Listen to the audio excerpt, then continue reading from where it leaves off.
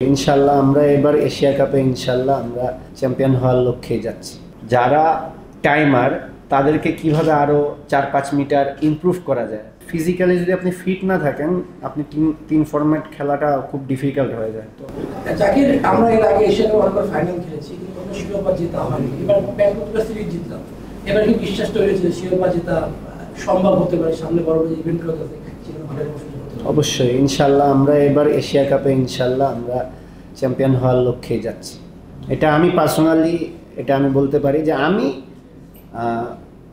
Champion হওয়ার জন্যই যাচ্ছি। আর ইনশাল্লাহ ড্রেসিং রুমে এটা সবাই বিলিভ করে, বিশেষ করে এখন আমাদের যেরকম এনভায়রনমেন্ট আছে, সবাই যেরকম এফোর্ট দিতেছে, ইনশাল্লাহ আমরা সবাই বিশ্বাস করি আমরা এবার চ্যাম্পিয়ন হওয়ার জন্যই যাব।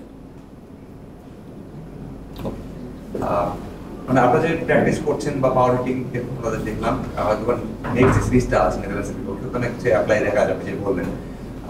নেদারল্যান্ডস সিরিজটা আপনারা কিভাবে নিচ্ছেন? কারণ সামনে এশিয়া কাপ আছে, একদিকে হচ্ছে কিছু প্লেয়ার দেখতে হবে, আবার অনেকের পারফরমেন্স বা সবকিছু মিলিয়ে দেখার বিষয় আছে। মানে এই সিরিজটা আপনাদের ব্যাক অফ দ্য মাইন্ডে কি কাজ করছে? আসলে এশিয়া কাপের প্রস্তুতি নাকি এই সিরিজটা জিততে হবে? এবং তো এরকমই চিন্তা ভাবনা যে আমাদের প্ল্যান এরকমই থাকবে, আমরা যেরকম ধরনের ক্রিকেট খেলি যে কোনো টিমের সাথে ওরকমই খেলবো। তো ওইরকমভাবেই প্রিপেয়ার হবো আমরা যেন ভালো পারফরমেন্স করতে পারি। যাকে গত এক বছর আপনার টিম ফরম্যাটে ভালো সময় যাচ্ছে, বাট নতুনত্ব আমরা দেখছি যে পাওয়ার হিটিং কোচ এসেছেন, জুলিয়ানের কাজ করছেন আপনাদের সাথে ভিন্ন ভিন্ন তরিকায়, বিভিন্ন রকমের ব্যাট দিয়ে ভেলোসিটি সব কি শিখলেন? কতটুকু আসলে কনফিডেন্স নিজেদের মধ্যে আরো একটু গেইন হলো? বেসিক্যালি জুলিয়ান পাওয়ার হিটিং নিয়ে আমাদের কিছু স্কিল নিয়ে কাজ করতেছে। সো কীভাবে আরও ইমপ্রুভ করা যায়, যারা জেনেটিক্যালি ভালো আছে তারা কিভাবে আরও ভালো করতে পারে, আর যারা টাইমার তাদেরকে কিভাবে আরও 2-3 মিটার ভালো ডিস্টেন্স দেওয়া যায়, ওইরকম ওই জিনিসগুলো নিয়ে স্কিল নিয়ে কাজ হচ্ছে। ফিটনেস ক্যাম্প করলো, ফিটনেস ক্যাম্প আপনাদের রেগুলার হয় না, যেটা হলো এবার মানে নিবিড়ভাবে একটা ফিটনেস ক্যাম্প হয়েছে, আপনাদেরকে অনেক কষ্ট হয়েছে। আমরা দেখেছি এই কষ্টটা কতটুকু জরুরি ছিল এবং এই ফিটনেস ক্যাম্পে ওভারঅল একটু ব্রিফ করে ওভারঅল। না দেখেন, ফিটনেস তো আমাদের কন্টিনিউ হচ্ছে। নেথান আসার পর থেকে তো আমাদের ওইরকম স্ট্যান্ডার্ডই সেট করে দেওয়া হয়েছে। হয়তো আপনারা খুব ক্লোজলি দেখছেন, হয়তো দেখে হয়তো মনে হচ্ছে যে অনেক কষ্ট হচ্ছে এটা সেটা, বাট আমরা তো 1 বছর ধরে এরকম কষ্টের সাথে আমরা জড়িত আছি। এরকম ফিটনেসের একটা স্ট্যান্ডার্ডও মেনটেন করে আমাদেরকে নিয়ে যাচ্ছে। সো সবাই ভালো চেষ্টা করতেছে। আর ও তো মনে হয় আপনাদেরকে বলছেই যে ও ওভারঅল হ্যাপি। তো আমরা আমাদের বেস্টটা দেওয়ার চেষ্টা করতেছি, ফিটনেস ভালো আছে। ফিটনেসের কথাটাই জিজ্ঞেস করছি, মানে এর আগেও তো আসলে ফিটনেস ট্রেনিংটা হতো, মানে কোনো কারণে কি এটা একটু ভিন্ন কিনা আপনাদের কাছে? বা যেটা বলছিলেন যে অনেক বেশি কষ্ট হচ্ছে, আমরা বাইরে থেকে দেখছি, মানে অন্যান্য বারের থেকে এবারের ফিটনেস ট্রেনিংটা কি একটু ভিন্ন কিনা, কোন জায়গাটায়? না দেখেন, এটা ট্রেনারের উপরে ডিপেন্ড করে সে কিভাবে আমাদেরকে ফিটনেসটা করাবে। এবারের প্যাটার্নটা ডিফারেন্ট ছিল, কি বলা যায়, এটাকে ইন্টেন্সিটি হাই ছিল। তো সে ডিফারেন্ট কিছু চেষ্টা করে দেখেছে আমাদের মধ্যে যে আমরা পারি কিনা, আমরা সবাই সেটা শেষ করতে পেরেছি, এই জন্যই সবার কষ্ট হয়েছে। কিন্তু মোস্ট ইম্পর্টেন্ট থিং, সবাই আমরা ঠিকঠাক মতো করতে পেরেছি, কারণ আমাদের সবার গায়ে কিন্তু ট্র্যাকার লাগানো থাকে। তো কে ফার্স্ট কে সেকেন্ড ওটা ইম্পর্টেন্ট না, কে বেস্ট এফোর্টটা দিতেছে ওটা কিন্তু ও দেখতে পারে, ওর কাছে প্রতিদিনের রিপোর্টটা থাকে। তো ট্র্যাকার আমাদের সবার মধ্যে থাকে, সো যে রিপোর্ট ওটা ও প্রতিদিনই দেখতে পারে, কে বেস্ট এফোর্ট দিতেছে কে এফোর্ট দিতেছে না সেইটা ইজিলি পিক করতে পারে। আপনি নর্মালি আমরা দেখি যে আপনার নিজের পাওয়ার হিটার জুলিয়ান উডে আসার পরে আসলে কি ধরনের চেঞ্জ এসেছে, বা কতটুকু আসলে তার কাছ থেকে নিতে পেরেছেন, বা কি ধরনের টেকনিকগুলো আয়ত্ত করতে পেরেছেন যেগুলো পরবর্তীতে আমরা দেখতে পারি ম্যাচে? দেখেন, চেঞ্জেসগুলো তো এত সহজে ম্যাচ ছাড়া আপনারা মানে কি করতে পারবেন না, মেজার করতে পারবেন না। যেহেতু 2-3 দিনই হলো, ম্যাক্সিমাম স্কিল নিয়ে কাজ হয়েছে। তো এই স্কিলগুলাই আবার সামনে হয়তো সিলেটে আমাদের নেট হবে, ওইখানে আরও ডিফারেন্ট কিছু হবে। তো এত তাড়াতাড়ি কমেন্ট করাটা ঠিক হবে না যে কী ইমপ্রুভ হয়ে গেল কি না হলো, আরেকটু আমার মনে হয় সময় লাগবে। বাট আমরা আমাদের ওই আমাদেরকে যে কাজগুলো দেওয়া হয়েছে ওই কাজগুলো আমরা করার চেষ্টা করছি। সো এই সুইং প্র্যাকটিসগুলো কিংবা ডিফারেন্ট ড্রিলসগুলো এগুলো অবশ্যই কাজে আসবে। যাকে আমরা স্লগে অনেক কথা বলি, স্লগে রান আসে না, স্লগে ব্যাটিংগুলো সুযোগটা বেশি পান, এটার মানে কোনো কাজ করেছেন কিনা? কারণ সামনে এশিয়া কাপ আছে, সেখানে ম্যাচ জিততে গেলে এইসব জায়গায় রান করতে হবে, ভালো পারফর্ম করতে হবে এইসব জায়গায়। এইসব জায়গায় তো আমরা এরকম প্র্যাকটিস করছি, কন্টিনিউয়াসলি হচ্ছি।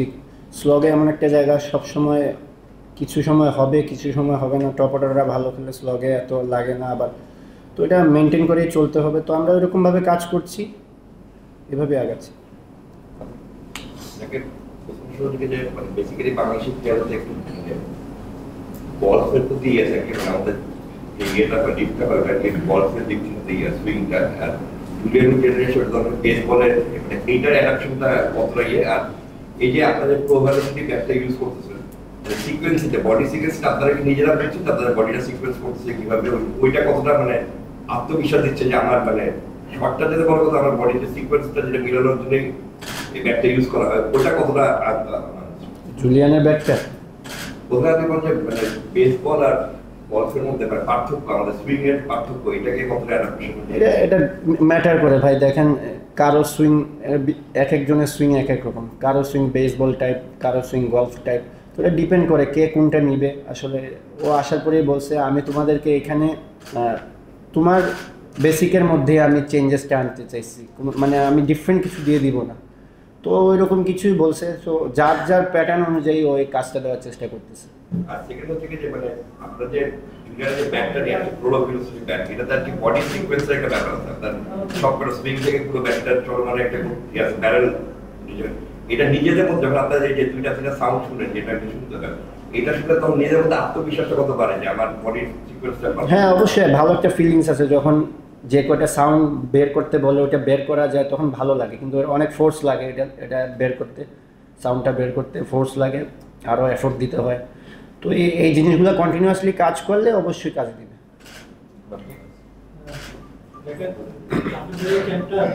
বেশ লম্বা একটা ক্যাম্প, মানে প্রায় 1 মাসের। এখানে পাওয়ার টিম কোচ অলরেডি আপনাদের সঙ্গে কাজ করছেন, কয়েক কিছুদিনের মধ্যে একজন মনোবিদ আসার কথা। টিমের ইয়ার ক্ষেত্রে বা আপনারা এজ এ প্লেয়ার আপনারা নিজেরাও কি এই মনোবিদ জিনিসটা কি আপনাদের দরকার মনে হয় কিনা, এই ধরনের ক্যাম্পে আপনাদের? এটা ডিপেন্ড করে বিসিবির উপর, বাট আমাদেরকে যাই দেওয়া হবে আমরা এগুলো অ্যাডাপ্ট করার চেষ্টা করব। মনোবিদ আসলে অবশ্যই আমরা ওনার যে কাজ আগেও তো ছিল, আমাদের সাথে ছিল রাজীব ভাই, তো সে আমাদেরকে নিয়ে কিছু কাজ করেছেন। তো এইগুলো ভালো ভালো ইম্প্যাক্ট পড়ে।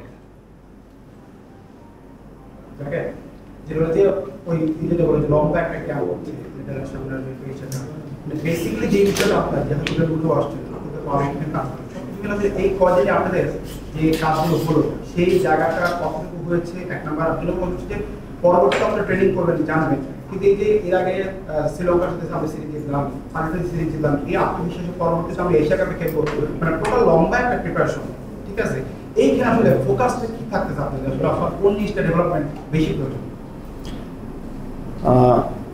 প্রথমত লাস্ট সিরিজের কথা বলতেছে, এটা বলি আমি, এটা যেহেতু শেষ করছেন, লাস্ট 2টা সিরিজ জিতা অবশ্যই অ্যাজ এ টিম আমরা এটাকে অনেক আমাদেরকে অনেক হেল্প করবে সামনের ম্যাচগুলোতে, বলেন নেদারল্যান্ড সিরিজ বলেন, এশিয়া কাপ বলেন। তো এই জিনিসটা আমরা ধরে রাখার চেষ্টা করবো। আর একটা কি বলবেন? আর এই কয়টা আপনাদের যতটুকু আপনাদের প্র্যাকটিস হলো, ফিটনেস স্কিল, তাতে কতটুকু আপডেট কোন পর্যায়ে আপনারা? ফিটনেস তো এটা নর্মাল জিনিস, এটা আমরা কন্টিনিউয়াস কিন্তু করতে থাকি। এই রিসেন্টলি এটা কয়েকদিন স্কিল ছাড়া ফিটনেস হয়েছে, তো এই জন্য ইন্টেন্সিটিটা বেশি ছিল। বাট আমরা যখন স্কিল করি তখনই কিন্তু আমাদের কন্টিনিউ জিম, রানিং এগুলো চলতেই থাকে। তো এই ফিটনেস জিনিসটা নাথিং নিউ ফর আস, এটা চলতেই থাকবে। ফিটনেস ক্যাম্প শেষ হওয়ার পরেও এটা চলতে থাকবে, আমরা সিলেটে যাওয়ার পরেও এটা আমাদের চলতে থাকবে। তো এটা চলতেই থাকবে, এটা অফ হওয়ার কোনো চান্স নেই। যাকে সবশেষ যাবে শ্রীলঙ্কার বিপক্ষে দেখলাম আপনি 7-এ ব্যাট করেছেন, পাকিস্তান একটু প্রমোশন হয়েছে 5-এ, মানে আপনি আসলে প্রেফার করেন কোন জায়গাটা? যদিও টি20তে আসলে কোনো ব্যাটিং এর কোনো পজিশন নেই, টিম আমাকে যেখানে প্রেফার করবে আমি সেখানে রেডি আছি, কোনো সমস্যা নেই। আমরা যদি দেখি কিছুদিন আগেও আমাদের একটা প্রবলেম ছিল যে আমরা প্রথম পাওয়ার প্লেতে বেশি রাখতে পারতাম, কিন্তু রিসেন্টলি সেই জায়গাটা আমাদের বেশ ভালো উন্নতি হয়েছে, আমরা পাওয়ার প্লেতে ভালো রাখতাম। কিন্তু এখন যেটা দেখা যাচ্ছে যে আমরা মিডল ওভার একটু আমরা সেই ইন্টেন্সিটিটা মেনটেন করতে পারছি না। সেটা নিয়ে কি এবার ক্যাম্পে কোনো আলোচনা হয়েছে কিনা বা সেই বিষয়টা নিয়ে কাজ হচ্ছে? মিডল ওভার নিয়ে সবসময় আমাদের কাজ থাকে, আমরা এই জিনিসটা আমাদের উইকনেস আপনি বলতে পারেন। তো এটা নিয়ে অনেক আগে থেকে আমরা কাজ করছি। সো এটা নিয়ে কন্টিনিউয়াসলি কাজ করা হচ্ছে, কিভাবে আরও ইমপ্রুভ করা যায়, উইকেট না হারিয়ে কিভাবে কন্টিনিউয়াসলি রান রেটটা ইমপ্রুভ করা যায়। সো এইগুলো নিয়ে আমরা খুঁটিনাটি কাজগুলো করে যাচ্ছি কন্টিনিউয়াসলি। রিসেন্ট পারফরমেন্সে দেখা যাচ্ছে আপনি খুব ভালোভাবে রান করছেন 3টে ফর্মেটে, মানে কমেন্টেটররা বলেন যে আপনি মানে বাংলাদেশের এখন বেস্ট ফর্মে আছেন। মানে এখন যে যুগটা এসে গেছে 3টে ফর্মেটে সেম পারফর্ম করা টাফ। সেই ক্ষেত্রে আপনার কাছে চ্যালেঞ্জটা কি এখন? আর গোল ফিটনেসে কাজ হচ্ছে, স্কিলে কাজ হচ্ছে, আবার অনেকে শিখতে হচ্ছে।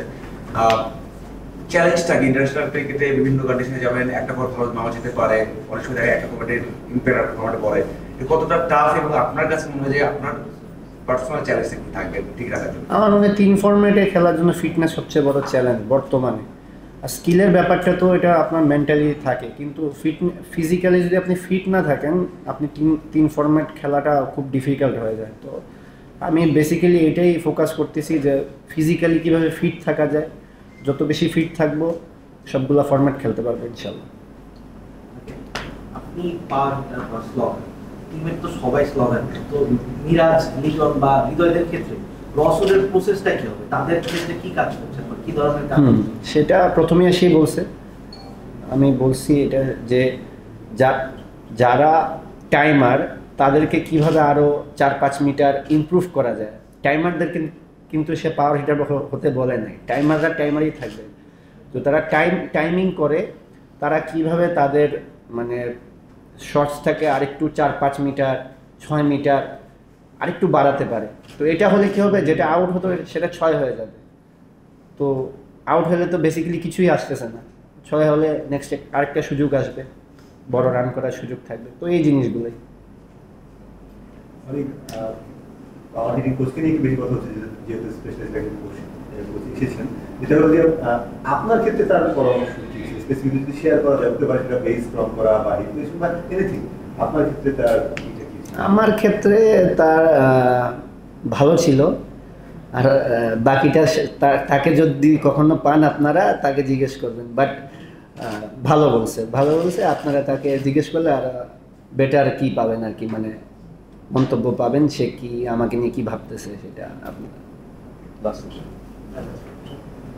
এশিয়া কাপে আপনার নিজস্ব কোনো গোল আছে কি? আমরা এশিয়া কাপে আপনি কিভাবে আপনার পারফরম্যান্সে ইমপ্রেস করতেছেন?